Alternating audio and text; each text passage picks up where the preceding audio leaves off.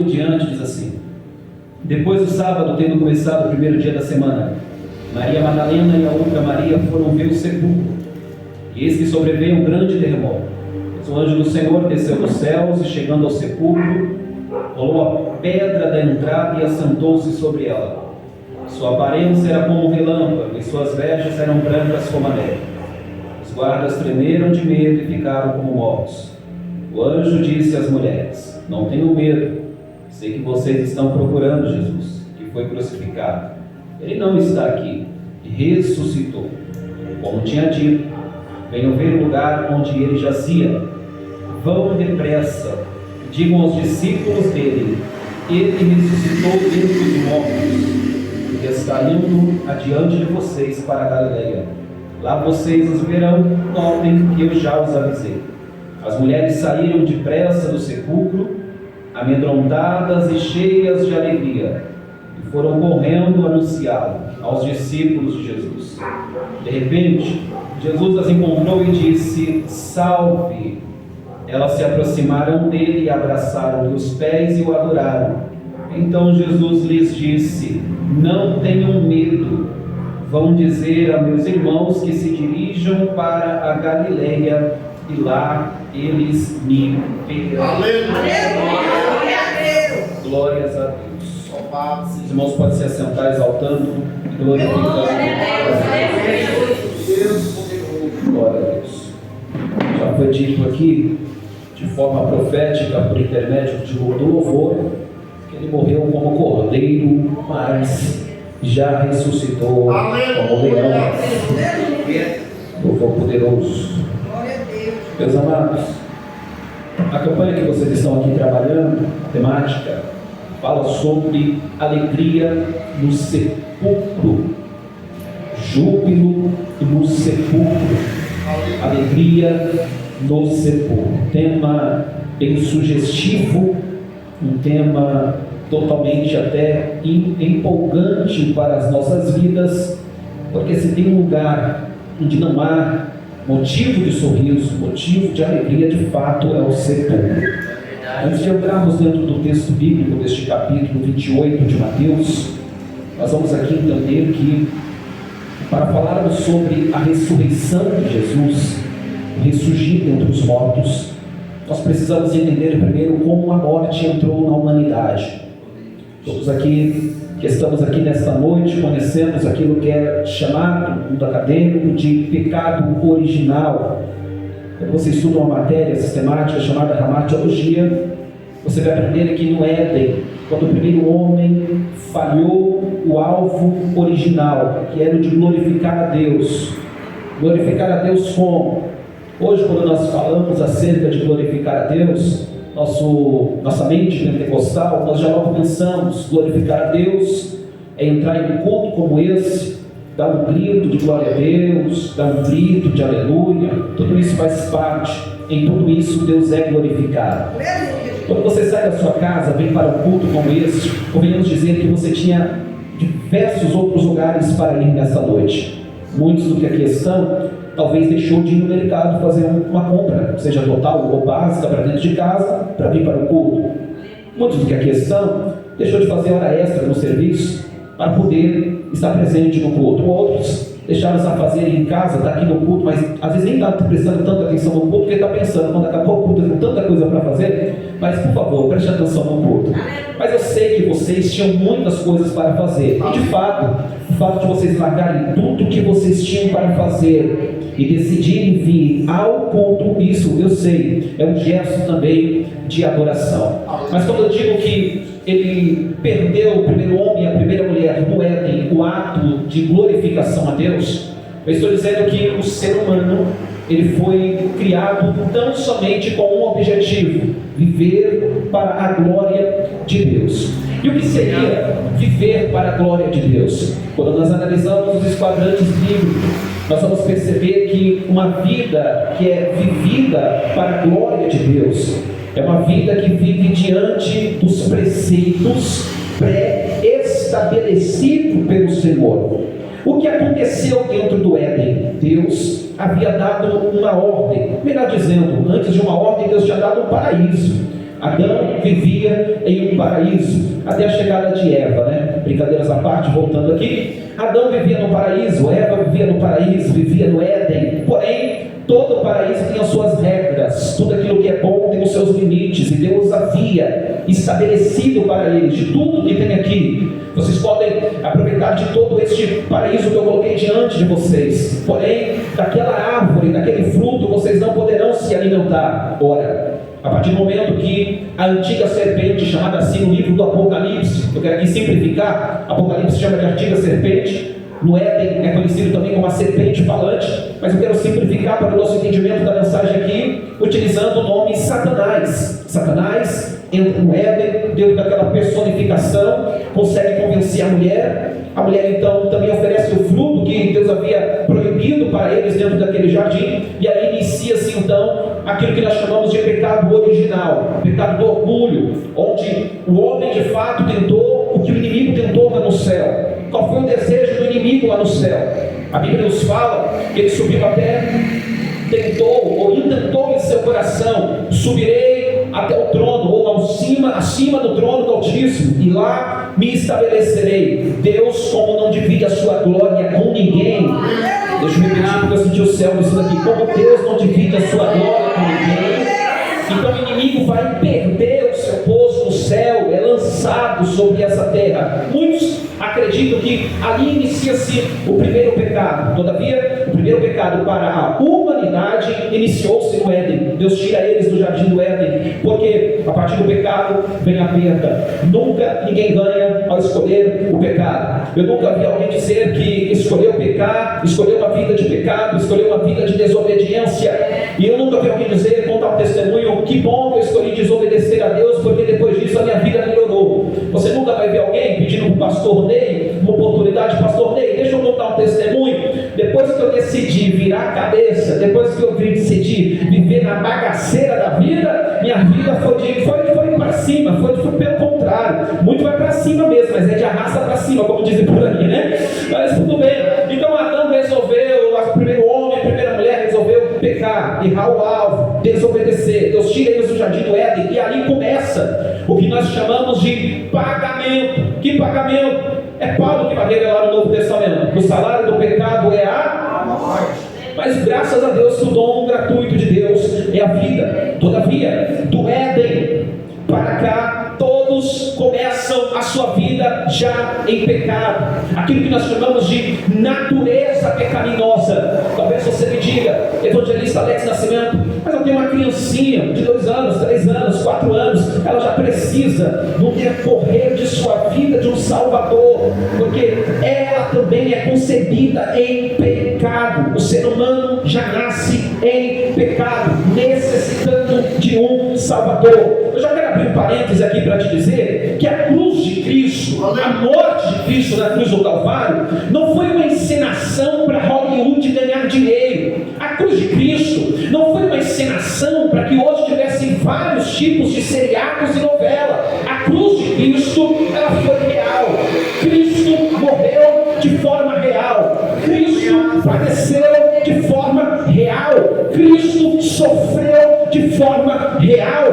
Cristo se entregou de forma real. Eu vou começar a pregar aqui para você, porque nós precisamos começar a entender que de verdade, de fato, o pastor Ney falou aqui um pouquinho sobre o que está acontecendo nos cultos dos dias atuais, nas igrejas do Brasil e do mundo. É verdade, frieza espiritual, descompromisso, falta de vontade. Hoje, se você fala para alguém: e aí, hoje tá bom para o shopping, não tá? Antes de você terminar a palavra shopping, a pessoa já está arrumada. Se você diz: que tal final de semana na praia? A pessoa diz: eu estava sentindo de Deus. É isso mesmo. Agora chama para o culto, chama para a oração, chama para o jejum, chama para a consagração, chama para a igreja. E aí, quando a gente diz que Jesus se entregou de forma real, eu fico me perguntando: não está na hora de nós, a igreja, começar a cultuar de verdade, pregar de verdade, cantar de verdade, adorar de verdade, porque foi real? Aleluia! Ora, nós entendemos então que o pecado entrou na humanidade. Deus não foi pego de surpresa. Diga assim comigo: meu Deus nunca foi pego de surpresa. A Bíblia Sagrada vai dizer que o cordeiro, aquele que morreu como cordeiro, ele foi preparado antes da fundação do mundo. O cordeiro era um sacrifício. Deus já havia preparado o sacrifício antes da humanidade existir. Antes de você existir, Deus já sabia que você ia errar. Antes de eu existir, Deus já sabia que eu ia falhar. Antes de sua casa existir, Deus já sabia que eles iam errar. E sabe o que Deus fez? Antes do erro, eu já vou prover o perdão, a graça, Cristo, a verdade revelada. Esse é o maior ódio do diabo contra a tua vida. Porque você peca, Deus se arrepende, Deus perdoa. Peca, se arrepende, Deus perdoa. Peca, se arrepende, tem um céu de glória preparado para a tua vida. Mas a morte entrou na humanidade. O salário do pecado é a morte entrou na humanidade. Todo grande homem de Deus, toda grande mulher de Deus, demonstrada nos quadrantes bíblicos, tanto na união veterotestamentária como na união neotestamentária, viveram um tempo determinado, mas a morte os levou. Poderíamos aqui falar acerca, por exemplo, de Salomão, aquele que pediu para Deus sabedoria. Deus chegou para ele e disse: pede-me aquilo que tu quiseres. Ele disse: Senhor, eu quero sabedoria para lidar com esse povo. Realmente, para lidar com o povo, se não tiver sabedoria, se eu fosse Salomão, eu ainda acrescentava: me dá sabedoria, paciência e não me dá força. Aleluia. Salomão pede sabedoria, o rei mais sábio que teve em toda a Bíblia Sagrada, mas o dia de Salomão também chegou. Poderíamos falar aqui sobre Sansão. Ora, Sansão, aquele homem que Deus deu força para ele, que tinha força dada pelo Senhor, mas o dia de Sansão também chegou, a morte levou. Por que não falarmos sobre Davi? Davi até hoje considerado o maior rei sobre Israel, aquele que a gente gosta de pregar, que com uma pedrada, pensa na mira boa de um camarada, com uma pedrada derrubou o gigante Golias, mas a morte também o levou. Poderíamos aqui falar sobre Débora, falar acerca dos juízes que Deus levantou para libertar o povo das opressões que eles sofreram. Poderíamos falar sobre Baraque, sim. Poderíamos falar sobre Gideão, que com 300 homens derrotou todo o exército midianita, mas todos estes a morte também levou. O currículo da morte sempre foi grande demais, e por onde ela passou, ela trouxe dor, ela trouxe lágrima, ela trouxe angústia, ela trouxe tristeza, ela trouxe sofrimento. Por que não falarmos também que por causa da consequência do pecado que entrou por intermédio de Adão e Eva, todos estes homens e mulheres trouxeram um período de vida curto? Por que não dizermos das mortes, das atrocidades, das guerras, das guerrilhas, de tudo que foi acontecendo no decorrer da humanidade? Por que não falarmos da quantidade de gente morta em todos os lugares, morta nos coliseus, os cristãos primitivos, levados para ser mortos por leões nas covas dos leões? Todos estes a morte levou. O currículo da morte sempre foi exaltadíssimo. Se nós pudéssemos fazer uma entrevista com ela e perguntássemos para ela: Dona Morte, Davi está por aí? Ela diria: esse aí está por aqui. José está por aí. Esse aí, ela diria também: daqui é meu, morreu, está morto. E poderíamos citar vários nomes da história bíblica, e todos esses elas diriam: eu venci. Esse daí teve que estar aqui comigo. Todavia, talvez algum crente aqui nessa reunião com a morte iria interromper ela, iria dizer: Dona Morte, e aquele homem? Ela perguntaria: qual homem? Talvez algum crente aqui que gosta de ler Bíblia dizia: aquele que era filho de um carpinteiro. A Dona Morte diria: tem muito filho de carpinteiro que eu matei. Eu preciso que você seja mais específico. Talvez algum crente aqui diria: o filho daquele tal de o Zezinho. Que Zezinho? O Zé, que Zé? O seu José. Lembra do seu José, da Dona Maria? Ora, tem muito José na história, tem alguns filhos de carpinteiro aqui. Então esse que eu estou citando, aquele que nasceu na pequena cidadezinha de Belém, aquele que nasceu humilde, numa manjedoura, não tinha nem lugar para o nascimento. Aí a Dona Morte com certeza ia começar a ter o semblante caindo. Aí alguém perguntaria: Dona Morte, está tudo bem com você? Você estava tão alegre, você estava tão feliz. E talvez a Dona Morte diria: eu estava feliz,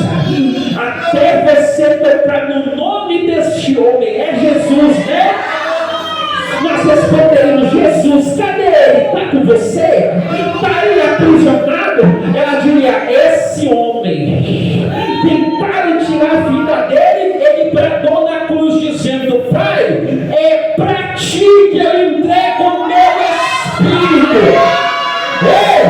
Aí talvez alguém diria: mas por que você não matou ele? E ela diria: ora, o salário do pecado é a morte, todos os outros pecaram. Ora, é o pastor João que vai revelar: se dissermos que não temos pecado, fazemos de Deus mentiroso. Aí nós diríamos: morte, por que você não tocou nele e entregou o espírito para Deus? Aí a morte diria: esse homem não teve pecado, e se não teve pecado, o salário não pode ser a morte. Eu não consegui pegar. E aí? Fiquei sabendo que foi na cruz, mas ao terceiro dia ele pegou a chave da morte, pegou a chave do inferno, ressuscitou, está vivo, está no meio da igreja. Glória, levanta as glórias para cima aí. A morte não matou Jesus, foi Jesus que matou a morte. Glória, a morte de Jesus foi a morte que matou a morte. Se Jesus venceu a morte, nenhum homem tinha vencido. Esse problema que você está fazendo é fichinha para ele. Diga para alguém que está do teu lado: se Jesus venceu a morte, o seu problema é fichinha para ele. Levanta a tua cabeça, levanta a tua mão lá no segundo andar. Jesus está dizendo: se eu venci a morte, eu venço o problema na tua casa, eu venço o problema na tua saúde, eu venço o problema financeiro. Jesus está dizendo: eu estou chegando para envergonhar o teu problema.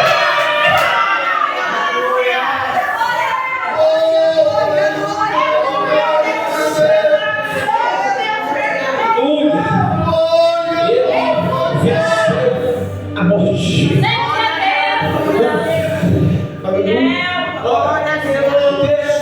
Que nós acabamos de ler vai dizer que algumas mulheres foram ao sepulcro.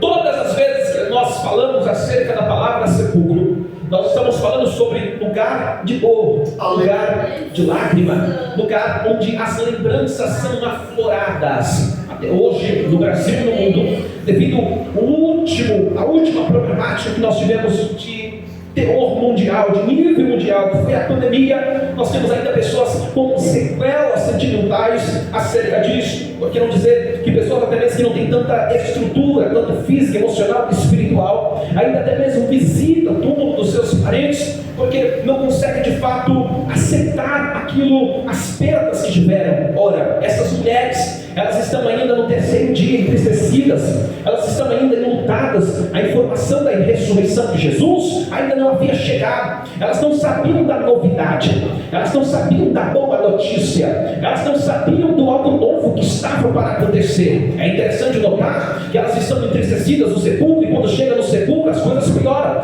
Às vezes parece que aquilo que está ruim fica pior ainda. Tu já percebeu que às vezes estamos diante de algumas situações que nós pensamos já estava ruim, mas eu pensei que era o fim do poço, ainda tinha mais fundo ainda no poço. É isso que está acontecendo aqui, porque quando elas chegam para embalsamar o corpo de Cristo, ver o corpo de Cristo. Mas cadê o corpo de Cristo quando elas chegam? Já não estava mais lá. Eu gosto da mensagem dos anjos, porque a mensagem dos anjos para as mulheres naquele dia foi: por que procurais entre os mortos aquele que vive? No dia da tristeza, no dia da angústia, no dia da dor, no dia da lágrima, Deus estava preparando uma mensagem. Pastor, vou pegar para cá que o povo já está mais animado. No dia da dor, no dia da angústia, no dia da tristeza, Deus estava preparando uma mensagem. Aleluia! Eu estou pregando para um povo vivo e pentecostal. Então, por favor, diga para alguém do teu lado: em meio à tristeza, Deus vai te dar uma novidade. Glória! Aleluia! Eu estou pregando a Bíblia para você.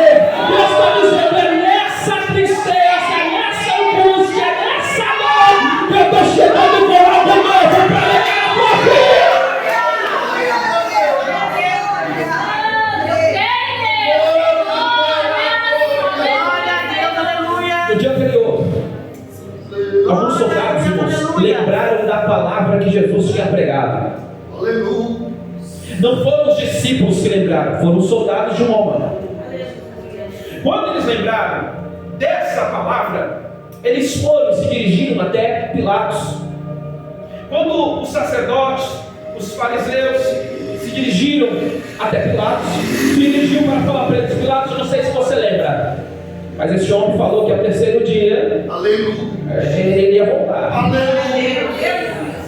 Aí eles disseram assim: os discípulos dele vão armar alguma coisa aí. Por quê? Olha o pensamento deles: se a gente deixar só pedra lá no sepulcro, os 12, principalmente os 12, vão dar um jeito de arrastar a pedra, tirar Jesus lá de dentro e vão sair espalhando por aí que ele ressuscitou. E se sair espalhando por aí que ele ressuscitou, vai ser pior ainda do que quando ele estava vivo. Aí eles fizeram o quê? Foram até Pilatos contar tudo isso. Pilatos falou assim: faz o seguinte, pega a guarda, pega a melhor guarda que tiver aí, como se fosse hoje aqui, bota logo a tropa de choque. Eu quero ver discípulo tirar Jesus de lá. Pegaram a melhor guarda da época, colocaram na frente do sepulcro e selaram a pedra. Não precisava selar a pedra. Pergunte por quê?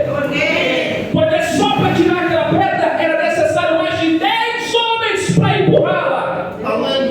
Aquele sepulcro era um sepulcro novo. Aí talvez você pensa: Jesus não foi precavido? Se ele sabia que ele ia morrer, por que não pagou um plano funerário? Ô irmão, para quê? Para que ele ia comprar um sepulcro? Se ele não ia ficar? Não, dá para melhorar esse glória aí, vou repetir. O sepulcro que Jesus foi colocado era emprestado de José de Arimateia. Porque ele não precisava comprar. Ele sabia que ia ser só 3 dias. Essa pedra colocada na frente do sepulcro precisava de 10 homens no mínimo para empurrar. Pilatos falou: faz o seguinte, além de levar a guarda, sela a pedra, para não ter jeito. Quando as mulheres chegam no sepulcro, tem 2 anjos sentados em cima da pedra. João vai dizer que a pedra já estava removida. É porque 2 mulheres não conseguiriam remover a pedra. É que tem pedra que você não consegue remover, Deus manda anjo. Levanta a mão direita para receber isso aqui. Tem coisa que dá para você fazer, mas o céu bota uma palavra na minha boca para te dizer: aquilo que não está dentro da tua condição, nem que eu tenha que mandar anjo, mas eu mando para te dar vitória. Quem tem glória da glória que tem, está descendo vitória para a vida de alguém. Jesus está descendo alfa.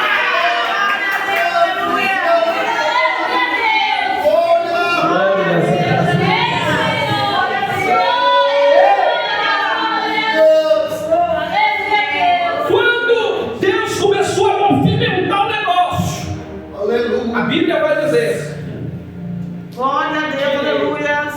Houve um grande terremoto, porque o anjo do Senhor desceu, os guardas tremeram e ficaram como mortos. Diga assim: ficaram como mortos. Ficar como mortos é estar mortos? Não. Ficar como mortos é se posicionar de uma forma que nem estavam.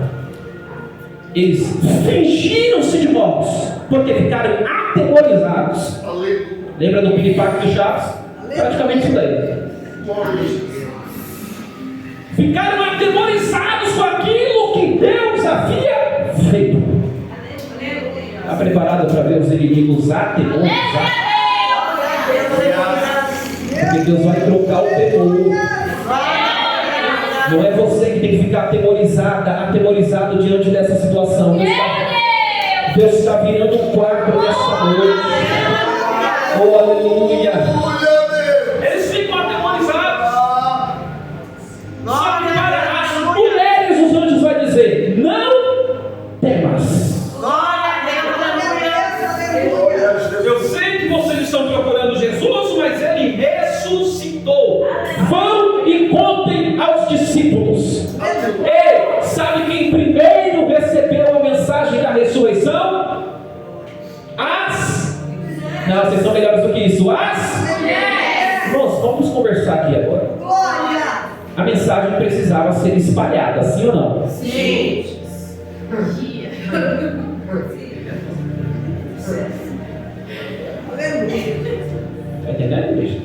Qual a melhor forma de espalhar uma mensagem?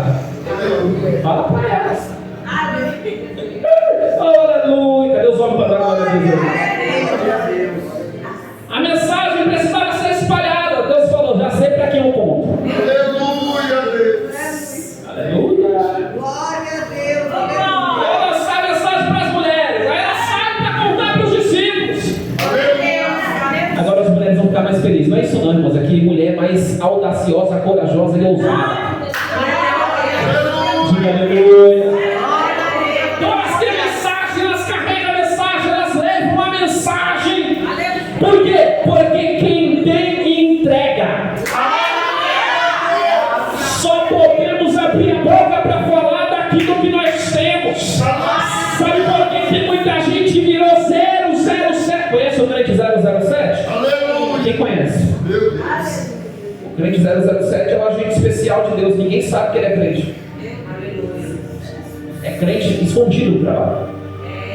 É crente escondido na rua que mora. É o 007, mas só que quem carrega a mensagem não consegue guardar só para si. E ela sai com a mensagem que elas precisavam. Qual? Está vivo. Oh, aleluia. Jesus era o projeto de Deus para a humanidade. O que ela estava dizendo? O projeto não morreu. Alguém pegou. Vou repetir. O projeto não morreu. Está vivo. Se você pudesse colocar de pé nessa noite e dizer para alguém: o projeto não morreu. Está vivo.